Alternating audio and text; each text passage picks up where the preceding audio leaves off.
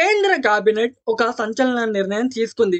One nation one election కు కేంద్ర మంత్రివర్గం గ్రీన్ సిగ్నల్ ఇచ్చింది. భారతదేశ వ్యాప్తంగా ఇప్పుడు ఒకేసారి ఎన్నికల నిర్వహణకు సంబంధించిన మాజీ రాష్ట్రపతి రామ్నాథ్ కోవింద్ కమిటీ రూపొందించిన నివేదికను కేంద్ర మంత్రివర్గం ఆమోదించింది. శీతాకాలం పార్లమెంట్ సమావేశాల్లో ఈ బిల్లును కేంద్ర ప్రభుత్వం ప్రవేశపెట్టనుంది.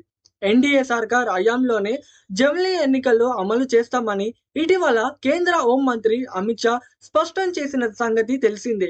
గత నెల భారతదేశ స్వాతంత్ర దినోత్సవం రోజున భారత ప్రధానమంత్రి నరేంద్ర మోడీ ఎర్రకోట నుంచి ప్రసంగిస్తూ జమిలీ ఎన్నికల గురించి ప్రస్తావించారు.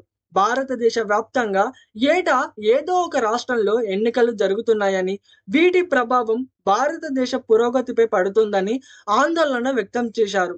దీని నుంచి బయటపడాలంటే జమిలీ ఎన్నికలే పరిష్కారం అని పేర్కొన్నారు. ఈ దిశగా అన్ని రాష్ట్రాలు ముందుకు రావాలని పిలుపునిచ్చారు. ఈ నేపథ్యంలో ఎన్డీఏ సర్కారులోనే జమిలీ ఎన్నికలు అమల్లోకి వస్తాయని రాజకీయ వర్గాలు పేర్కొంటున్నాయి. ఇకపోతే ఈ నివేదికలో ఇచ్చిన సూచనల మేరకు తొలి దశగా లోక్సభ, రాష్ట్రాల అసెంబ్లీలకు ఒకేసారి ఎన్నికలు నిర్వహించనున్నట్లు తెలుస్తుంది.